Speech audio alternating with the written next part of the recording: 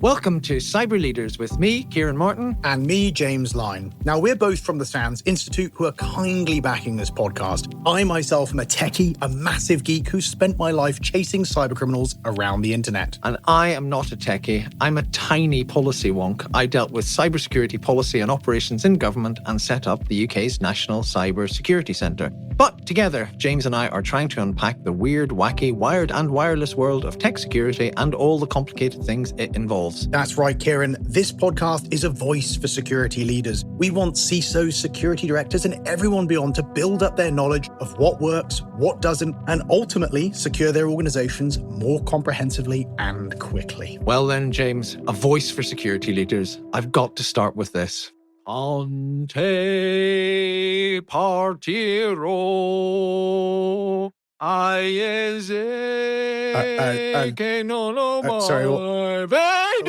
Where are we going, Ciaran, with this? Well, look, we've had some themes in this podcast. T-shirts.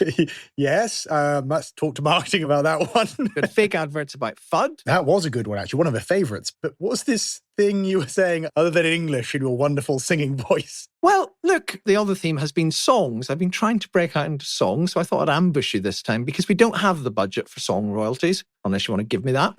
We don't have the energy to work out how to do song royalties and copyright, so I just thought I will break into song myself. Please don't do that anymore, Ciaran. I think the listeners have suffered enough already. Why don't you maybe just describe the song that you want to sing? We could use AI to touch it up later, perhaps. No, AI is ruining the creative industries quite enough, thank you.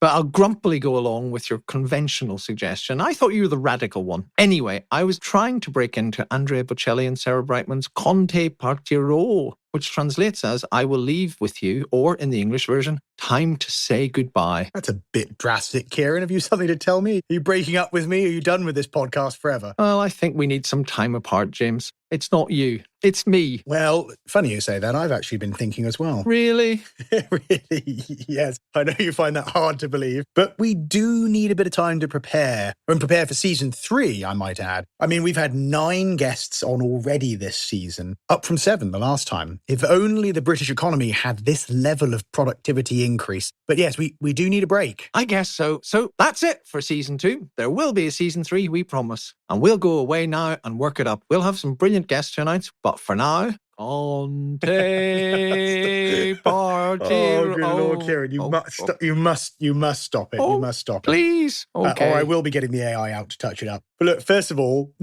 stop singing for the rest of the podcast, please. But secondly, I know we said we were going to be a lot more disciplined and not lose complete control of time like we do in, well, frankly, every other episode we've recorded ever. But ending after 2 minutes is probably going a little bit too far in the other direction. We might need to find a bit of a balance here. Okay, fair enough. But what will we talk about? We don't have any guests. Well, we certainly won't be talking about your singing capabilities, but we've had a whole series of brilliant guests, Ciaran, thrown together, admittedly rather chaotically. You mean carefully strategically selected? Yeah, so I mean, one and the same, I believe. But look, I think we owe our listeners a chance to bring together some of these strategic themes and talk through them. Some reflections, one might say. That's an excellent idea. You've won me over. I will not break into song till at least we've summarised the second episode. Right, off you go. Right, well, I do think, I mean, joking aside, there were some real themes that we could draw out of this season, even if they were chaotically sourced. One was cyber conflict. I mean, we've recorded these episodes in the first few months of 2025, and I don't think anyone is going to make the argument that the world's got more stable in that period. But to be clear, there's no cause and effect here between us recording our podcasts and the world becoming really scary at the same time. Probably not. No, let's go with no, indeed. Okay, yeah, I think that's in our interests. Now, one of the things I really liked about our guests who spoke about cyber conflict was the way they related it to issues for cyber leaders in companies and other organizations in places like the US, UK, and continental Europe. You know, you hear horror stories about global conflict all the time, in Ukraine, in the Middle East, and so on. With the cyber threat, a lot of our guests were able to link it to what we, the cyber defense community, the CISO community, have to worry about and what we have to do. What do you think, Ciaran? Well, I absolutely agree. And let's illustrate the point by starting off talking about our very first episode of season 2. tremendous Manfred Bordro-Demer, the Chief Information Officer of NATO. So not just in charge of cybersecurity, but everything else in terms of information systems in NATO. Now, that to me was an absolutely fascinating interview. Partly just he's a fascinating person growing up in small town southern Germany, basically self-training his way towards his dreams, working all over the world in English-speaking America and Spanish-speaking America for these huge companies. And I think it's a fascinating choice for NATO to appoint him because it speaks to that sort of hybrid nature of the problem. And I don't mean hybrid warfare. I mean the fact that when you're looking after cybersecurity for the world's most important military alliance, you have to do all sorts of things that are basically the same thing as a large corporate would have to do. But you also then have to do that little bit of extremely difficult extra, which reflects the whole nation state environment. And to have someone like him from a very civilian, very commercial background is really, really interesting. And I think the approach he brings to it is absolutely based in that real world experience. So I thought there were so many good takeaways for our listeners. I don't know what you made of it, James. No, I totally agree. And I think anytime any of us feel bad about our operating environment and the number of stakeholders we have to deal with to get to a decision made, one should go and think about Manfred's environment. Yes. And the number of stakeholders they have to deal with and yet still manage to get things done. And I think he did share a few pro tips on that. So that's an episode worth going back to and listening to, if only to make yourself feel slightly better about your own challenges. Yes. Next time you think, oh, this committee's a bit difficult and a bit weird and a bit bureaucratic, try having 32 member states, each with a civilian and military structure and a standing multinational bureaucracy, and see how you get on with that. But somehow he manages it. I think I'd rather go back to your singing, actually, given the choice, Ciaran. God, it's that bad, is it? Right. And also, we had some other episodes that were much more straightforwardly about the sort of threat that people like Manfred, but of course, many of our listeners in commercial and government and charitable organisations in the UK, the US and elsewhere face. So we had Dr. Biljana Lilly talking expertly and really chillingly about the multifaceted Russian cyber threat and how that evolved. But I just wanted to take this back to the whole issue of what it means for our listeners, James, for cybersecurity leaders, for people in charge of running companies. And now you got the brilliant Tim Conway on the show. You know him very well. You've worked with him. Now, Tim has spent his life starting out in Indiana with these massively complicated industrial systems. And he talked about, well, first of all, he talked about their beauty. I always remember arguing with him about whether nuclear power stations or daffodils were prettier. And I think he's in the global minority, but he would feel proud of that obviously huge industrial systems are much more attractive. But the way he talks about them so powerfully, these are the things that power what really matters in life. And he's protecting them from being taken out. What did you make of that episode about those high impact, low frequency events and what we do about them? It's fascinating. I think there were two things for me that particularly stood out. The first is it's really easy for us all to just kind of assume that these big pieces of infrastructure that could impact life and limb have phenomenal levels of security. We think that a lot of cyber threat day-to-day is the domain of standard desktops and servers, and it's about, fraud and ransomware, which it is. Mm-hmm. But you think, nuclear power stations, water, utilities, the things that increasingly power everything around us in the kinetic world must be phenomenally protected. And I think that the kind of dose of reality that many of those systems have for a very long time relied on, segmentation, on isolation from the broader world as their primary defense mechanism against attack, it's quite scary, actually. I think the one quote in there that the mainstream computing world was maybe 10 to 15 years ahead of these kind of ICS environments in their security resilience because they've been so attacked on the broader connected internet. And now we're connecting these devices to the web. That was a little bit of an eye-opening terror for me and made me quite thankful for people like Tim who are focusing on this issue so much. And it's only going to get worse, isn't it, Ciaran, as we connect more infrastructure? Completely. And I think we're coming back to that later. But I also remember we talked to him about Colonial Pipeline. We talked to him about even when the ordinary internet-connected operating software of a company went down, that companies were in real trouble. And I'm thinking we're planning for season 3, James. And I don't know what you make of this, but we haven't done any emergency podcasts yet after some disaster or other. Ooh, true, yes. And I just worry that when we're in that position, it might be Tim we're calling on for that, so we'll put him on standby. Maybe you can make that call. But what lessons did he draw out for you in terms of something positive that people can do about this? I think the good news is that a lot of progress can be made with basic security controls, processes, and procedures. Because these systems have relied on segmentation, because there's been this kind of assumption that they're resilient, a lot of the basics haven't been done. And you can get really far in applying that. I think the other thing here for me is the kind of work on the supply chain, the contributions of folks like Tim Conway in raising the importance of being able to patch these systems and pushing back into the vendor ecosystem to make changes. That's also a little reassuring that work is going on, and there'll be fewer of these systems running Windows 95 and VxWorks and using a kind of more modern stack was a little reassuring for me too. So visibility, eyes on this problem, I think is the biggest reassurance I could take. So the lesson from that is if you don't want James and I to have to summon Tim to an emergency podcast after some absolute catastrophe, then listen to Tim's episode and apply his lessons if you work in industrial control system security. And all of this, I think, brings in a contribution from someone who doesn't have an episode of his own, but who has talked to us very powerfully about how our perception of these risks have changed over time. So let me explain. We record these podcasts when we can, and then we batch them up as a series.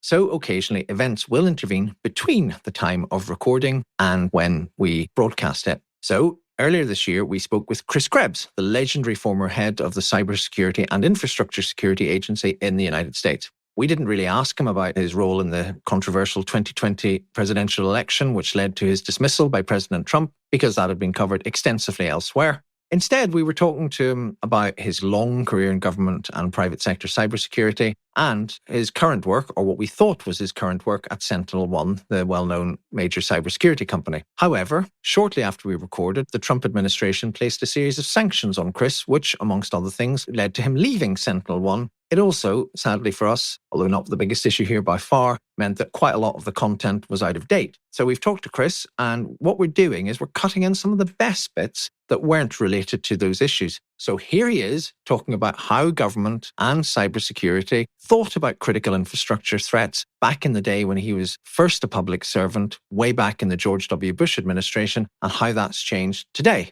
It's such a remarkably different space today than it was in 05, 06, 07. There's this discussion around counterterrorism, chemical facilities that ultimately resulted in 2007 with the passage of a law called the Chemical Facility Anti-Terrorism Standards. And I bring up this point just to show that the focus then was intensely on protecting physical infrastructure from terrorist attacks. And that sort of concern is really nowhere near what it was back then. I don't think we really think as much about bad guys coming in and blowing up a chlorine manufacturing facility on the New Jersey Turnpike like we did, like drove all the conversations, 60 Minutes pieces, all these other news expose shows was really like what can be blown up, what can hurt people. One of the main differences, in addition, was I think in the aughts, particularly at the tail end of the Bush administration, there was just this dawning that, oh my gosh, everything now is connected, or at least it's trending that way. Government services, email,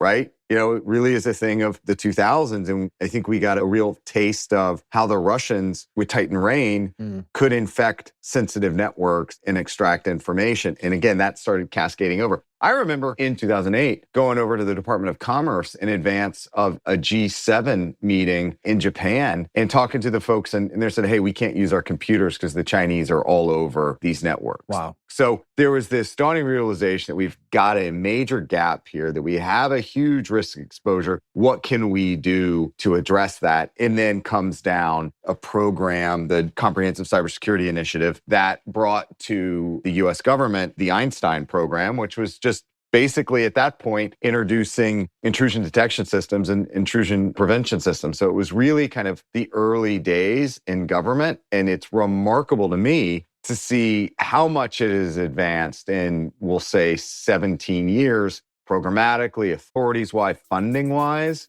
Back in the aughts, it was all physical. It was all physical all the time.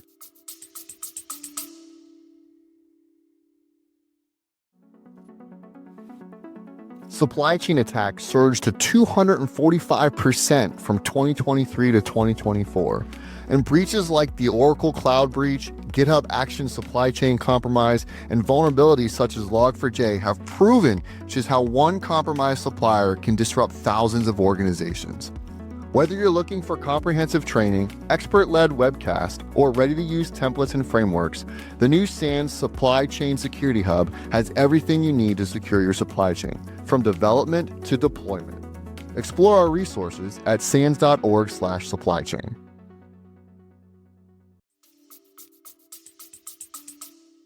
That was pretty good, wasn't it, James? Just phenomenal stuff. Something for us all to think about. And there'll be more of that throughout this episode, as they say. But James, back to other episodes. We've talked a lot, as we've said, about cyber conflict and critical infrastructure protection. And there was a certain amount of us dealing with things that were being done to us. But then we had the most extraordinary chat with your old colleague, Ross McKercher at Sophos. Now, I wanted to talk to him about being a CISO at a cybersecurity company. We talked a bit about that. We might turn to that later. Mostly, I wanted to talk to him about what a nightmare you are to work with, because he has much more experience of that than I do. But I wasn't any more successful getting that in the podcast than I was at singing at the start of this one, because, you insisted on him taking us through this extraordinary tale of what's known as Sophos' Pacific Rim operation. So, James, can you recap that for us and tell us why it's significant and what its implications are? Yeah, and again, another episode that is worth going back to and listening for its full glory, as well as, frankly, going and reading the report from Sophos on this particular operation. This is a fascinating kind of 5-year campaign involving the systematic, attempted, and indeed successful compromise of a security vendor by a nation state, where we have the rare opportunity to learn about that operation, about their motives, about their tactics, because through the entire period, Sophos was capturing data and took the very unusual step in collaboration with law enforcement to transparently release all of the details, the good, the bad, the ugly, the things they did well, the mistakes that they made. An unusual step of extreme and radical candor, but an incredible opportunity for us all to learn. And it shows us, of course, that even security companies that take this stuff incredibly seriously, when faced with a persistent, well-resourced adversary, can have real challenges. It does have some silver lining in there as well, and they were quite successful in curbing the amount of information that this particular actor gained access to. But a really, really interesting story with lots of lessons for us to learn, even if you aren't a security vendor. Is this the future, James? Or is it part of the future? Or what do you reckon? I think it is part of the future. I mean,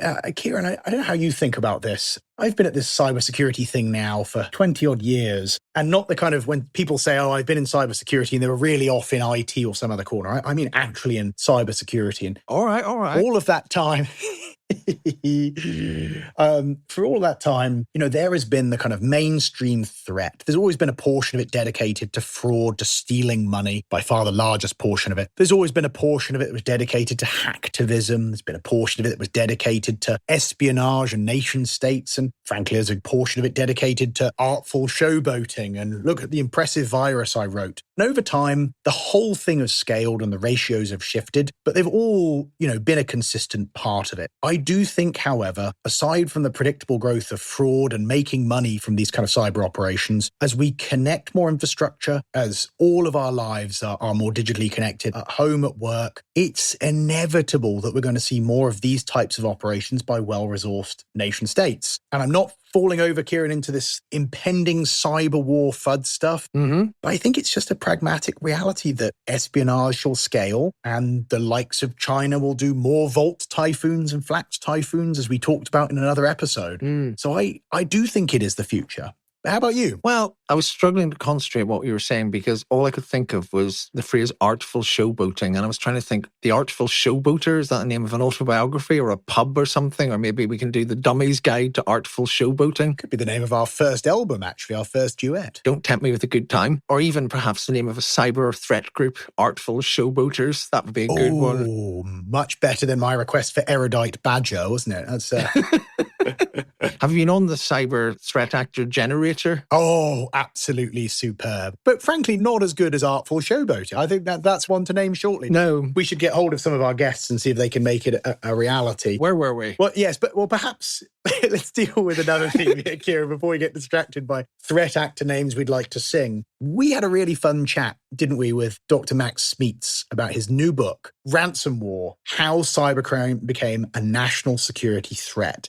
I think it plays into what we were just discussing, actually, the spectrum of threats. And that injected a little something else into the threat conversation, didn't it, Ciaran? It did. And it's funny talking about Max's conversation as fun, because it was. He's a great guy, although the subject matter was, in some respects, extremely serious. It's all about how we used to see these things in separate buckets. You had cyber criminals, and they would do some things, and they were just venally interested in money. But they had a sort of, if you like, non-state effect. Wish I could think of a better way of putting that. But they didn't have a sort of, war-triggering effect or some of those catastrophic consequences. And then you had the big bad geopolitical threat actors in this great modern game of digital conflict. And there was no sort of crossover. So what is ransom war? Well, he starts his book and our discussion with him about what happened in Costa Rica in 2022, the first country to declare a state of emergency as a result of a cyber incident. And it wasn't a neighboring state, or it wasn't some big authoritarian bully. It was a bunch of Russian crooks trying to get money by crippling 27% of the government's agencies, including the healthcare system. We've seen that in Ireland. We've seen it in London in the last year. We see it in the US all the time. So essentially, it's a book about how cybercrime has become a national security crisis, because cyber criminality is bringing about some of the impacts that you would associate with terrorism or acts of war and so forth. And I mean, there's this brilliant story. I hosted Max in Oxford at a book talk just after he published it. And it was open to the public, and loads of students turned up and loads of lecturers and sort of people you'd expect for this sort of thing. And then there was this one guy, and nobody knew who he was. And he just put his hand up to ask a question. And he said, look, why aren't the Americans doing drone strikes on these people in Russia and just killing them? And everybody just looked aghast and went, what, etc. And I'm not here on this podcast, or indeed on the episode, as we discussed, not here to advocate covert military action on other superpowers by Western powers, but it was a very, very interesting way of thinking about it. Yes, because why wouldn't you use the giant space laser instead? Surely that would be preferable to the drone. But I think the really scary and chilling point he was making was that if a country like the US was suffering this type of disruption to its hospitals, and with those impacts on patient care, including fatalities that are now evidenced by academic research, if those were being done by terrorists or by hostile nation states with physical activity, there'd be some kind of military response from the US. But because it's cybercrime, we can't figure out how to deal with it. And I think it sort of speaks to another point that we dealt with in other episodes about just the whole variety and unpredictability. And there are things that are special in a bad way about cyber threats. We've talked a lot about FUD in season 1.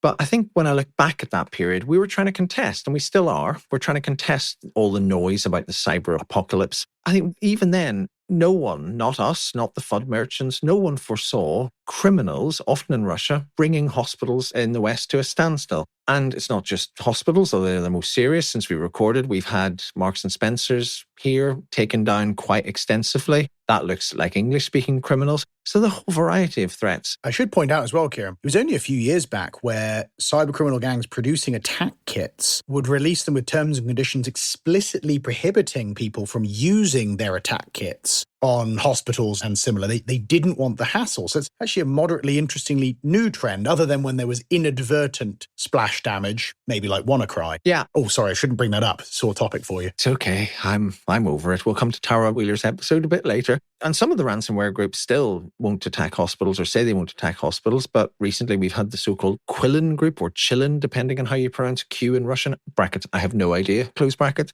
who have been in touch with journalists and so forth, claiming to be doing this because of global injustices and inequalities and so forth, but at the same time accompanying all their attacks with a hefty demand for payment, which somewhat blunts the power of their message. But to move on, it's not just cybercrime that poses a really strange and difficult challenge for our societies. I think of Lisa Forte's excellent but also scary episode about the insider threat from her perspective at the delightfully named Red Goat Cyber. Now, James, question for you. See if you've been paying attention. Why is it called Red Goat Cyber? There's a few reasons. Firstly, because goats are awesome. Goats are brilliant. They are the best animals. They are. We shall have many goats on our t-shirts. Marketing's on the case. I thought you were going to say on the show. Might be an improvement from this episode.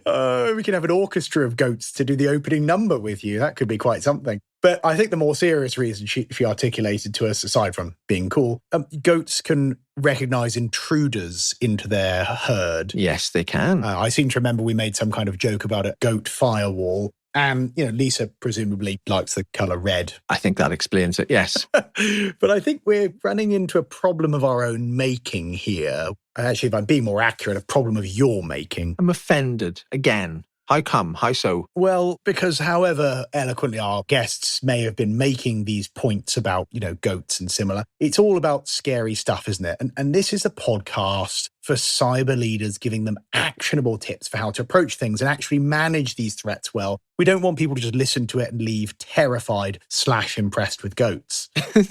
That combination again. Look, that's fair enough. So let me make things worse before they get better. Bear with me. So here's another blast from Chris Krebs. And it starts scary with his disturbing analysis of, you mentioned Volt Typhoon, for those who haven't been paying attention. That's the one about the pre-positioning by China on all manner of US critical infrastructure, laying digital booby traps. But if you listen carefully right to the end about what Chris is saying, you'll hear him say very, very clearly what needs to be done.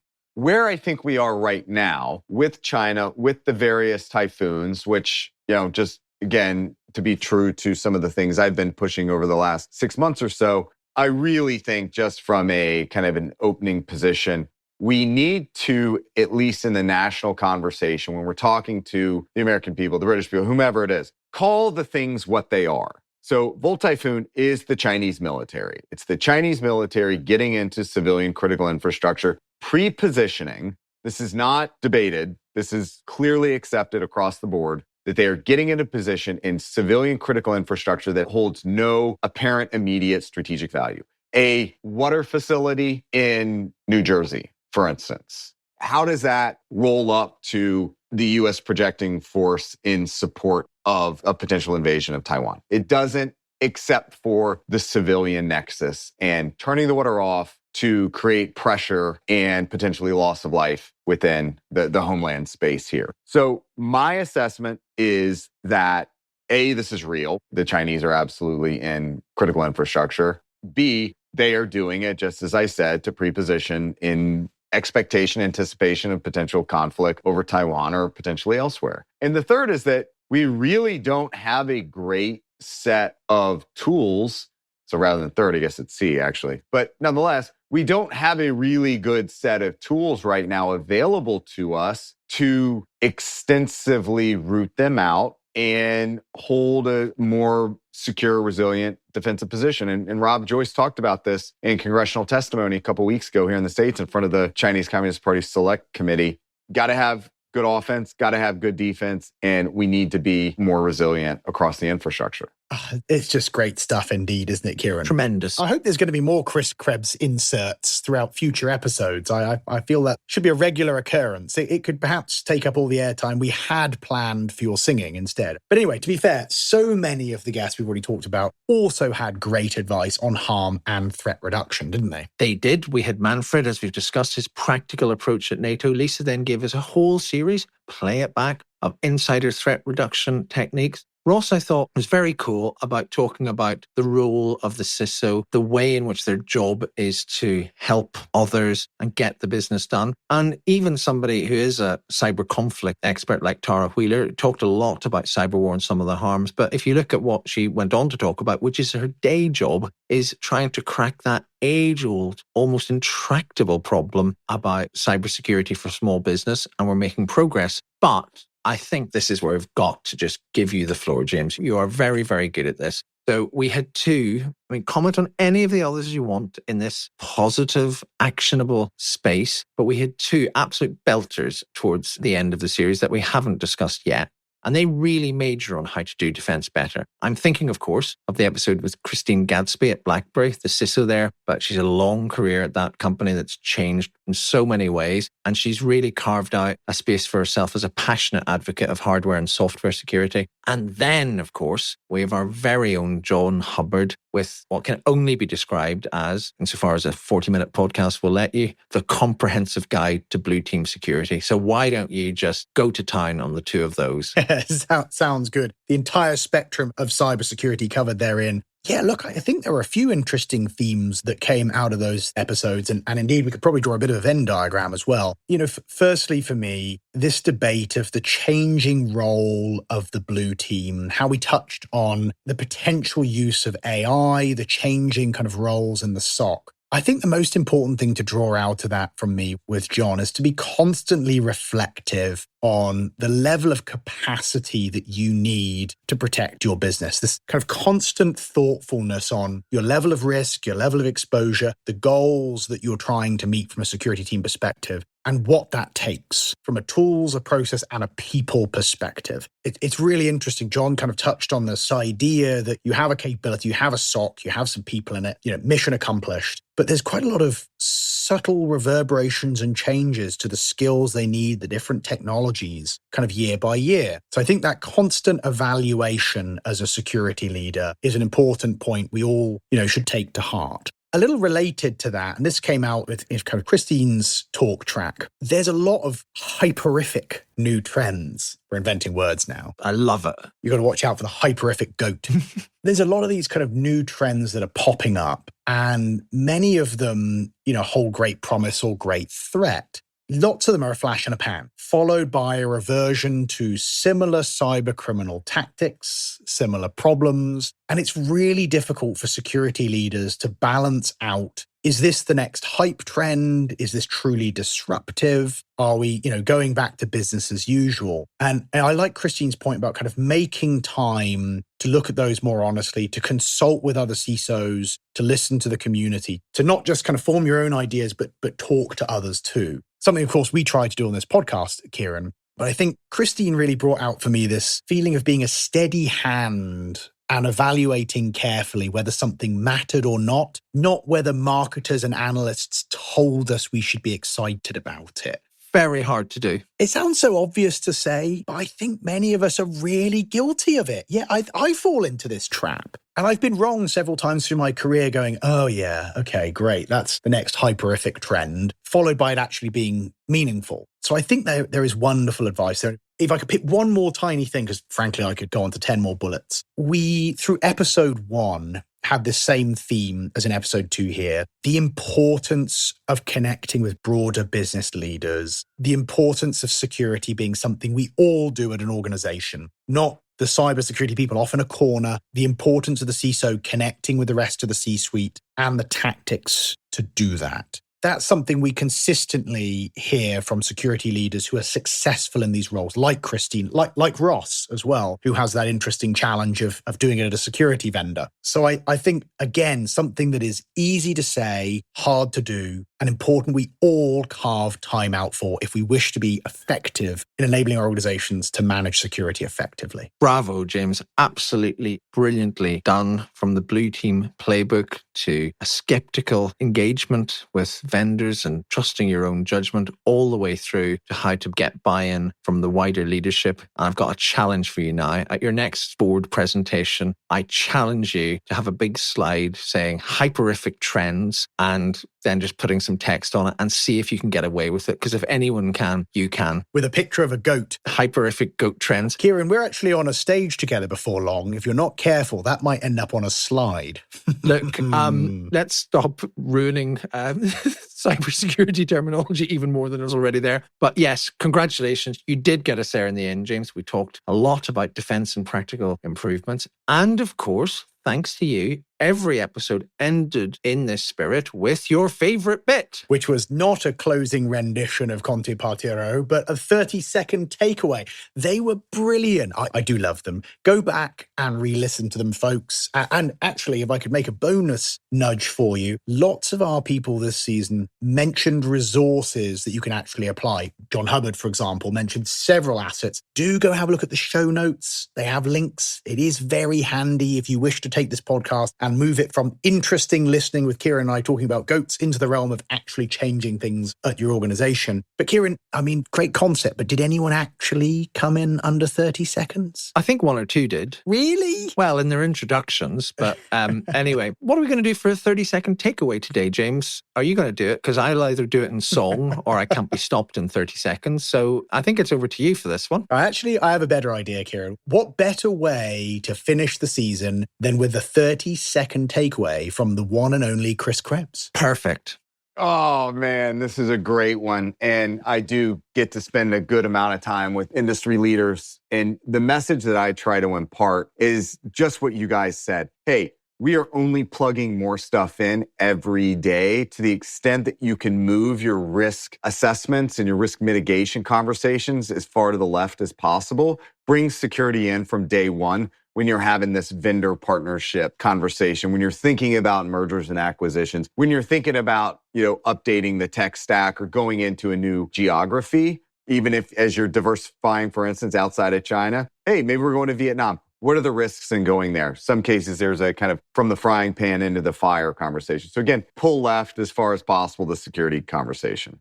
Well, that was just brilliant. But I have bad news, James. I don't know if I could take any more bad news, Ciaran. Not again. Catastrophe, Ciaran. What is it now? As long as it's not singing. It's going to be singing, isn't it? No, it's not me singing. The bad news is we're not done yet. Surely not. I'm watching the timer go, Ciaran, but go on. Okay, I'll be quick. We've done a few fake ads this series, but we're actually going to finish with some real ads, or at least plugs for some of the things going on at SANS and its Cyber Leaders Network. Oh, some shameless plugs. I love a shameless plug. Yes. Are they going to be useful to people? If they're not, then I can't abide it. Well, you can pull them after the recordings, but I promise they'll pass your tests. We shall let the audience be the judge. Okay. And we'll put the show notes on with links to all of this. But first, the CISO Network. I run it. It's for cybersecurity leaders in different organizations all over the UK, the US, Europe, the Middle East. If you want to join, we have events in person, we have webinars, we have all sorts of things. We have debates. We've had events in London. We're having some in the US and in continental Europe, probably in Brussels. And you can find out all of that and how to apply to join at sans.org/MLP/CISO-network. Don't need to write that down. It'll be on the show notes. So that's the network. James, why don't you tell everybody about Cyber Threat 2025? Oh, I will admit, that's a useful shameless plug. If our podcast mission is to help people figure out what works and what doesn't, in fairness, your CISO network does further that goal. So good shameless plug. So on to another one then, but a bit of a different twist. So the Cyber Threat Conference later this year, 3rd to 4th of December in London, is a conference where we pull together people who spend time at their keyboards dealing with cyber threat intelligence and generally making life hard for the cyber criminals. We've got an incredible lineup of speakers. We've got hackable badges. We've got catch the flag and range events. But it's all, I suppose, really a more nerdy version of what we tried to do on the podcast. Oh, Taking people with real experiences who've made real mistakes, who've tracked down cyber criminal gangs, and sharing their experience with others so we can all get back to our organizations and be a little bit more effective in our mission to secure organizations comprehensively. That one is a lot of fun, and I'm looking forward to being there, Ciaran. Are you coming this year? Oh, of course. I don't miss Cyber Threat, and it's on the 3rd and 4th of December in London, and details will be on the SANS website. I'm looking forward to the shiny new hackable badges. Always fun. And I guarantee you will hack them much quicker than me. Finally, what better way to finish season 2 of the SANS Cyber Leaders podcast than to announce the SANS Cyber Leaders Summit on October the 22nd, also in London. Here we'll be talking more about organizational strategies, about crisis communications, about the implications of AI, about how to get the board's attention. Perhaps, if Cyber Threat is the geekier version of this podcast, this is this podcast in person. So do sign up for that. Details will also be on the SANS website. And I think I better stop now. Yes, it's only going to get into song if we go any further. Good shameless plugs. I appreciate them and people should get involved in them. But I think you have forgotten something quite important. What's that?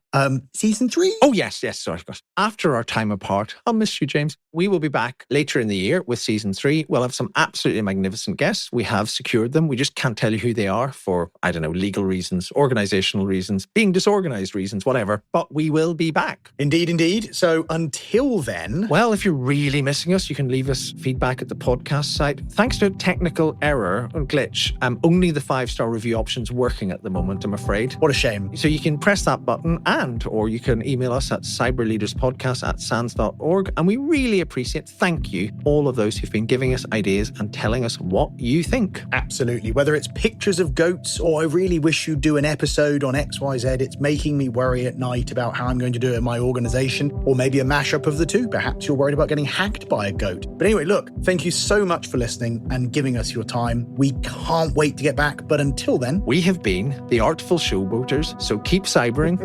So from me, James Line. And me, Ciaran Martin. It's goodbye. Goodbye.